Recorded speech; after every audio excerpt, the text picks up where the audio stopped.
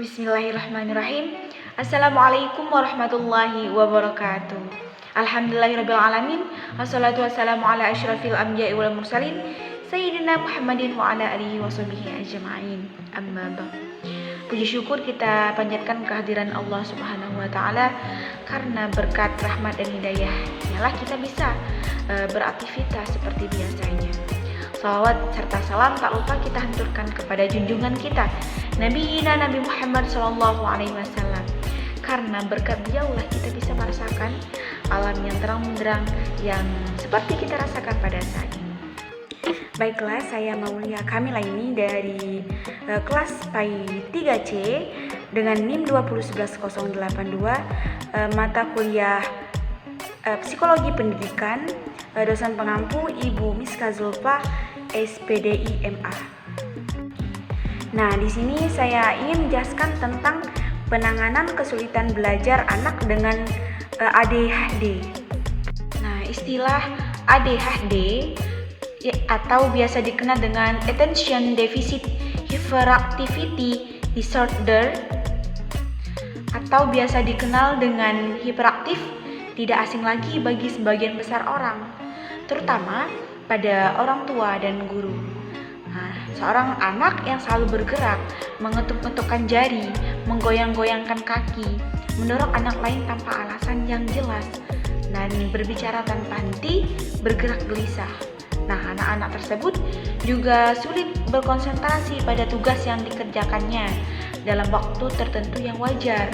Nah, perbedaan tingkatan perilaku hiperaktif normal dengan gangguan yang dapat diagnosis ADHD adalah bila perilaku tersebut bersifat ekstrim dalam periode perkembangan tertentu. Nah, kemudian terjadi dalam berbagai situasi yang berbeda dan berhubungan dengan disabilitas parah dan fungsi.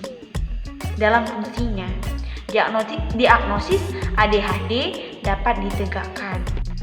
Nah, kesulitan belajar itu merupakan terjemahan dari istilah bahasa Inggris, yaitu learning disability. Terjemahan tersebut sesungguhnya kurang tepat, karena learning artinya belajar dan disability artinya ketidakmampuan. Nah, sehingga terjemahan yang benar seharusnya adalah ketidakmampuan belajar.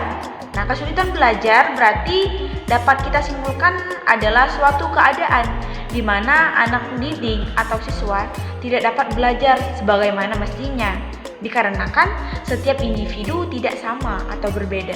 Nah, adapun macam-macam kesulitan belajar dapat dikelompokkan menjadi 4 macam. Yang pertama, dilihat dari jenis kesulitan belajar, ada yang berat dan ada yang sedang. Dan kedua, dilihat dari bidang studi yang dipelajari. Ada sebagian bidang studi dan ada yang keseluruhan di bidang studi. Dan yang ketiga, dilihat dari sifat kesulitannya. Ada yang permanen atau menetap dan ada yang sifatnya sementara. Dan yang keempat, dilihat dari faktor penyebabnya. Ada faktor inteligensi dan ada yang karena no inteligensi. Nah, adapun jenis-jenis kesulitan belajar, yaitu ada 3. Yang pertama, dysleksia, yakni kesulitan dalam belajar membaca, mengalami kesulitan besar untuk mengenali kata, memahami bacaan, serta umumnya juga menulis ejaan. Bila membaca dengan keras, anak melewatkan, menambah, dan menyimpangkan pengucapan kalimat hingga ke tingkat yang tidak umum pada usianya. Nah, gangguan ini terjadi pada 5 hingga 10% anak-anak usia sekolah dan lebih banyak terjadi dibandingkan gangguan lainnya.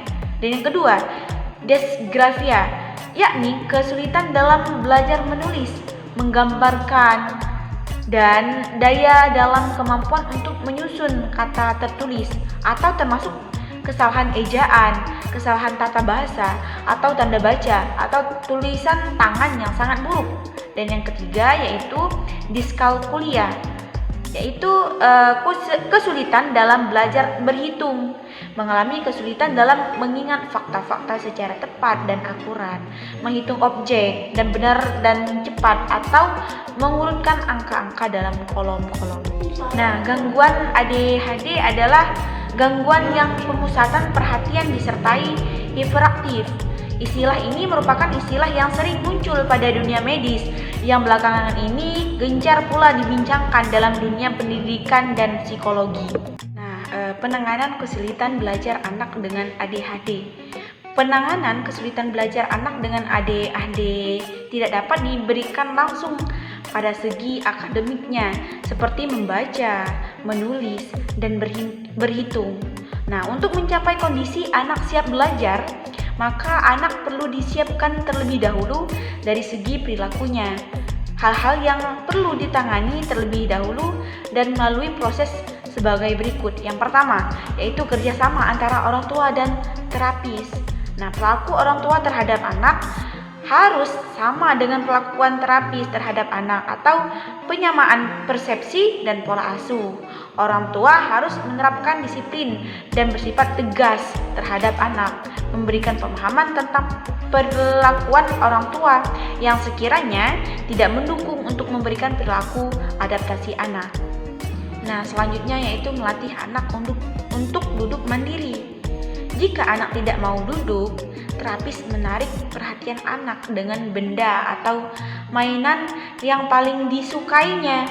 Setelah anak duduk, kedua kaki anak dijepit di antara kedua paha terapis.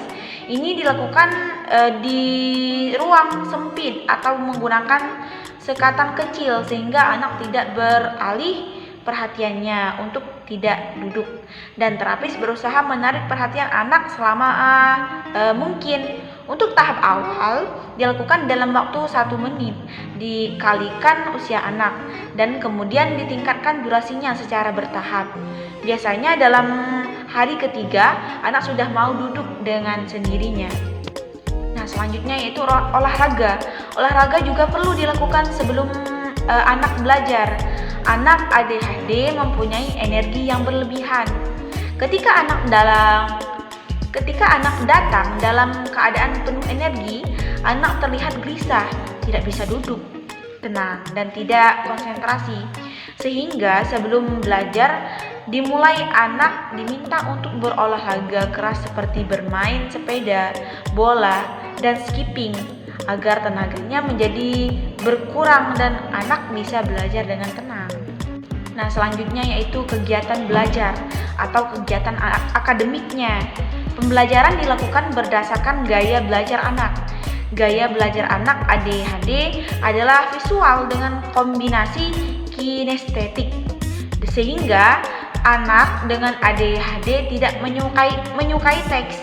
Penggunaan buku teks dalam mengajarkannya membaca jarang sekali mendatangkan hasil yang signifikan. Menggunakan alat peraga 3 dimensi justru lebih membantu. Media juga bisa digunakan dalam beragam sehingga anak tidak bosan. Mula-mula anak diajarkan melalui media pasir, menulis di atas pasir menggunakan jari telunjuknya sambil menyebutkan huruf yang dituliskan, kemudian menyalinkan huruf tersebut ke papan tulis dengan menggunakan spidol. Menyusun huruf sehingga membentuk suatu kata dengan media spil, yaitu alat belajar yang terdiri dari gambar, beberapa benda, dan huruf-huruf lengkap untuk membantu kata yang mewakili gambar tersebut. Selanjutnya yaitu modifikasi perilaku. Pembuatan program modifikasi perilaku dengan cara pembuatan kolom-kolom kosong dengan jumlah tertentu. Setiap ujung kiri kolom terdapat gambar atau reward hadiah yang berupa benda yang paling anak sukai. Setiap anak dapat menyelesaikan atau mengikuti pelajaran selama waktu 30 menit akan mendapatkan 1 bintang yang akan ditempelkannya pada kolom-kolom yang telah disediakan. Ketika berhasil mengumpulkan bintang dalam sejumlah kolom tertentu, anak akan mendapatkan rewardnya atau hadiah. Setelah 3 kali berturut-turut anak mampu menyelesaikannya atau mengikuti pelajaran dengan baik, maka durasi pelajaran semakin ditingkatkan. Reward ini ditentukan tidak efektif pada anak yang orang tuanya sering memberikan apa yang anak inginkan dengan mudah. Dalam hal ini orang tua pun harus bisa bekerja sama dengan terapis Dengan program ini, dalam 1 bulan anak sudah bisa belajar dalam waktu 90 menit. Dalam 2 bulan anak sudah bisa belajar dalam waktu 180 menit. Dan dalam 1 tahun anak sudah bisa belajar mengikuti sekolah umum. Nah, selanjutnya dengan cara memotivasi. Selain penjelasan saya tadi yang saya telah jelaskan, yang tidak kalah pentingnya adalah memotivasi. Ketika anak menyadari bahwa dirinya mengalami kesulitan belajar dibandingkan dengan teman-temannya, mereka tidak mampu untuk belajar. Terapis, guru dan orang tua harus memberikan motivasi untuk meningkatkan kepercayaan dirinya, memberikan pemahaman apa saja keuntungan yang akan didapatkan ketika dia bisa membaca. Misalnya dengan memberikan bahwa dengan membaca bisa membuat dirinya tahu banyak hal. Ketika anak memiliki motivasi yang kuat untuk menguasai suatu, maka anak akan antusias dan tidak mudah menyerah ketika tidak berhasil. Nah, mungkin hanya itu yang dapat saya jelaskan tentang penanganan kesulitan belajar anak dengan ADHD. Semoga bisa bermanfaat bagi kita semua. Jika ada salah kata atau ucapan yang saya perbuat, saya mohon maaf kepada Allah. Kita sama-sama mohon ampun. Saya Maulia Kamila ini pamit undur diri. Billahi taufiq wal hidayah. Wassalamualaikum warahmatullahi wabarakatuh.